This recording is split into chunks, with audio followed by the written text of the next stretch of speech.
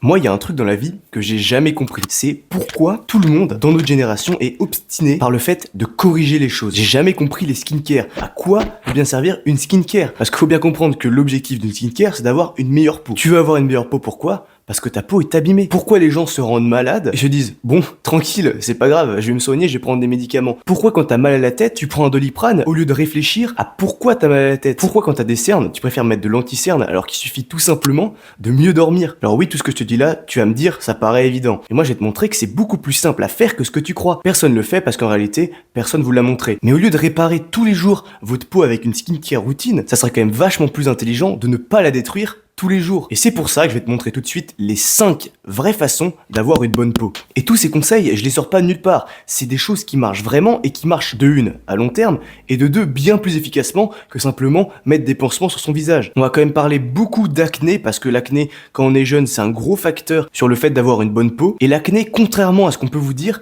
ce n'est absolument pas génétique. Il y en a, on va dire, oh c'est génétique, c'est de famille, ils ont toujours eu de l'acné. Mais c'est parce qu'ils ont toujours fait les mauvaises choses. Personne génétiquement est fait pour avoir de l'acné. C'est simplement que les gens qui ont de l'acné, ils supportent moins bien les habitudes modernes et toutes les choses que tu peux vivre. Et si t'as zéro acné, ça veut juste dire que t'as de la chance, malgré les mauvaises habitudes que t'as, ta peau se porte bien. Et donc, comment soigner tout ça? On va commencer par le premier conseil qui est le plus simple et on va finir par le dernier, je suis sûr que t'en as jamais entendu parler, pourtant c'est un des plus importants. Alors, conseil numéro 1, skincare routine et nettoyage du visage. Alors oui, je me contredis, mais évidemment, sois pas débile, si t'as des problèmes de peau, fais une skincare routine et nettoie-toi le visage parce qu'il est plein d'impuretés et de crasse. Et pourquoi je dis que c'est inutile? C'est que si tu suis les autres conseils, tu verras que t'auras absolument pas besoin de ça pour avoir une bonne peau. Le premier vrai conseil, c'est l'alimentation. Et oui, si t'as une mauvaise alimentation, ça va se répercuter sur ton corps, sur ta peau, si t'es un peu trop gras, si tu manges pas équilibré, si te manque des vitamines. Parce qu'en réalité, qu'est-ce qui fait que t'es en bonne santé? C'est pas forcément de manger équilibré, c'est de manger des aliments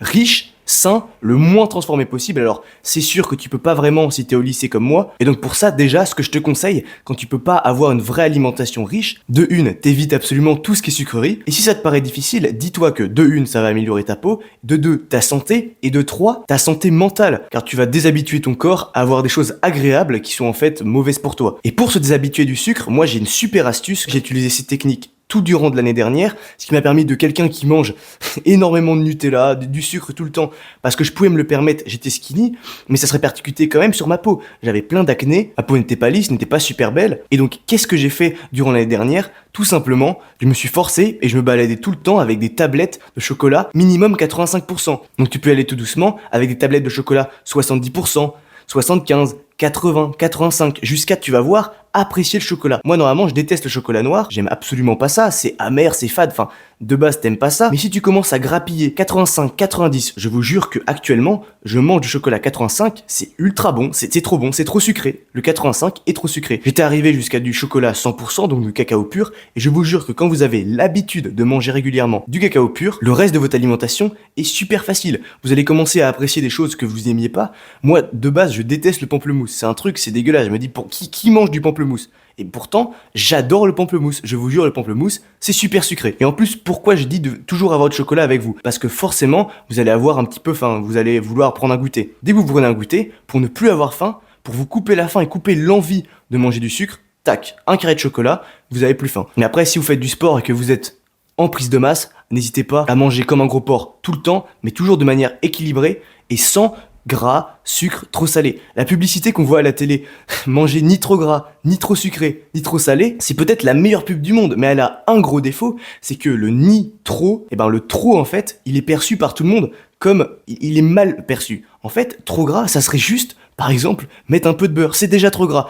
Manger trop sucré, ça serait déjà juste rajouter du sucre. Rajouter du sucre, c'est trop sucré, faut pas en rajouter. Si tu en rajoutes, c'est déjà trop sucré. Pareil, trop salé, ne rajoute pas de sel. Pas manger trop salé, en fait, il y a déjà tous les aliments sont déjà salés. Donc c'est pour ça. Déjà, si t'appliques ça, tu verras qu'au niveau nutrition, même au niveau de se sentir bien dans son corps, ça va mieux se passer et ta peau t'en remerciera. Deuxième petite chose qui va avec l'alimentation, c'est prendre le soleil. Si tu sors pas assez, si tu prends pas suffisamment le soleil, tu vas manquer d'une vitamine essentielle qui s'appelle la vitamine D et forcément, ça va se répercuter sur ta peau. Alors en été, c'est très bien, tu peux sortir et profiter de l'été et tu vas avoir une bonne santé. D'ailleurs, c'est pour ça que t'as plus d'énergie en été qu'en hiver.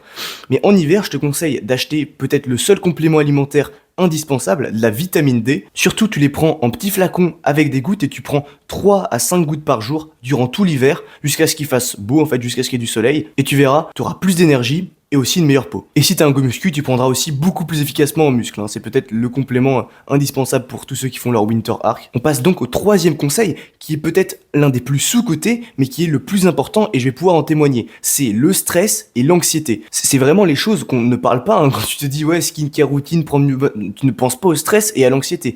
Alors que c'est peut-être, avec l'alimentation, un des choses qui influe le plus sur ta peau et ta santé en général. L'année dernière, quand je faisais pas encore de sport et que je me sentais pas forcément bien, j'avais quelques problèmes mentaux, enfin rien de grave, mais j'avais pas une santé mentale aussi clean que maintenant, et bah j'avais énormément d'acné. Et je le remarque encore récemment. C'est-à-dire que sur la période de l'année, j'ai progressé, j'avais un peu moins d'acné, j'ai fait plus de sport, mais il y a eu quelques petites périodes où j'étais beaucoup stressé, j'avais une pression, un examen ou une connerie du genre. Et bien durant ces périodes, je l'ai remarqué directement sur ma peau, vraiment ça se fait en une semaine. S'il y a une semaine où je suis stressé, à la fin de la semaine, j'ai pas mal de boutons qui recommencent à ressortir, pas mal de trucs. Et ça, je te jure, c'est peut-être un des meilleurs conseils. Juste essaye d'être plus détendu. Alors, c'est vrai que c'est compliqué. C'est vrai que dire sois moins stressé, sois moins anxieux, ça va pas se faire comme ça en claquant des doigts. Et pour ça, je te conseille toutes les vidéos qui parlent sur le sujet. Et si je veux te donner 2-3 conseils, bah sois plus détendu, essaye de faire toutes les habitudes, les méditations, les conneries, journaling qui vont te permettre de faire baisser le stress et l'anxiété.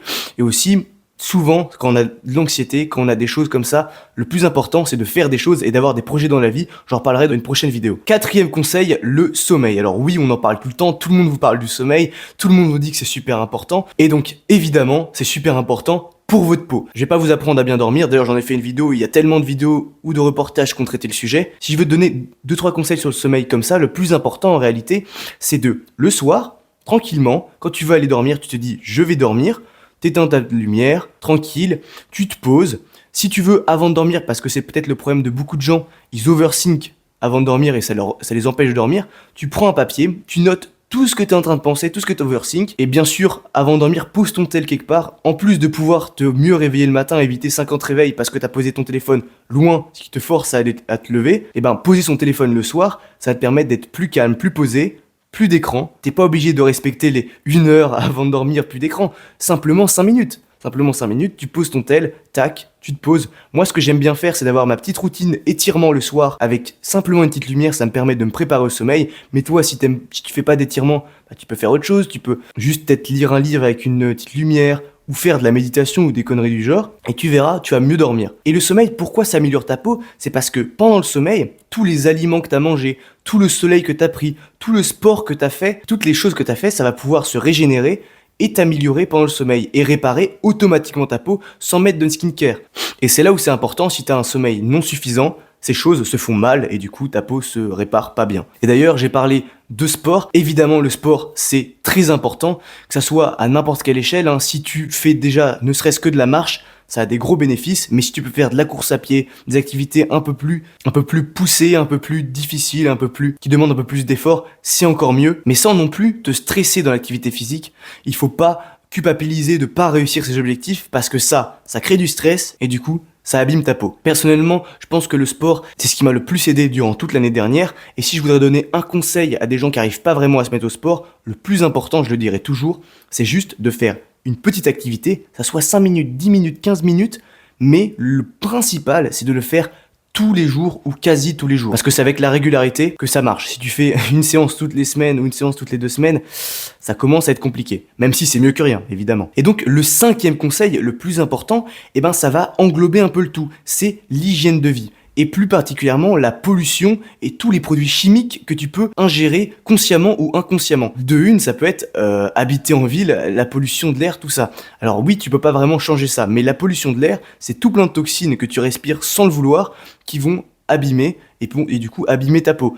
Mais les choses que tu peux changer, toi à ton échelle, c'est par exemple éviter d'utiliser trop de produits durant le ménage. Tu te demandes à tes parents ce genre de choses, ne pas vraiment over-nettoyer toutes les choses. Ou essayer de privilégier des nettoyants un peu plus naturels, parce que c'est littéralement ça, et ça a été prouvé, tous les produits ménagers, tout ce genre de choses, ça augmente les risques de cancer, tout plein de choses, et c'est plein de toxines qui ensuite ressortent sur ta peau, et qui font Et c'est ça qui crée l'acné, en partie. Et pourquoi je dis que ça englobe un peu tout? Parce que c'est des mauvaises toxines, c'est tout plein de mauvaises choses qui en fait régissent dans tout le reste. Hein. Tu l'as compris, le sommeil, l'activité physique, Et l'alimentation, en fait, pour avoir une bonne peau, il faut quoi? Il faut avant tout avoir une bonne santé. Et c'est là que j'aime bien invoquer une chose dont personne ne pense. Et une façon de penser que j'adore penser, c'est est-ce que vous pensez que nos ancêtres, ils faisaient une skincare? Et pourtant, est-ce que vous pensez que nos ancêtres avaient une mauvaise peau? Est-ce que vous pensez que génétiquement, on est fait pour avoir une mauvaise peau? Eh ben non, on est fait pour avoir une bonne peau, ça n'a aucun sens. On n'est pas fait pour avoir quelque chose de mauvais. Sinon, on meurt. Parce que si t'es moins beau, si t'es mauvaise peau,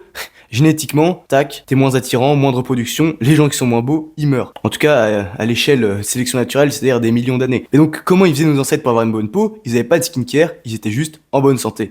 Mais après, ils avaient aussi l'environnement et plein de choses qui les aidaient. Aussi, évidemment, si tu veux une bonne peau, évite de prendre des anabolisants, de la testostérone ou de la trenbolone. Ça, c'est sûr, ça fait un peu d'acné et même pas mal dans le dos. Voilà, c'est tout pour ce sujet dont personne ne parle. Tout le monde vous dit skincare, améliorez-vous, soyez plus beau, mais personne vous parle des vrais conseils et de la vraie façon dont vous allez avoir une meilleure peau. Voilà, c'était Fabien Chevaux, à très bientôt.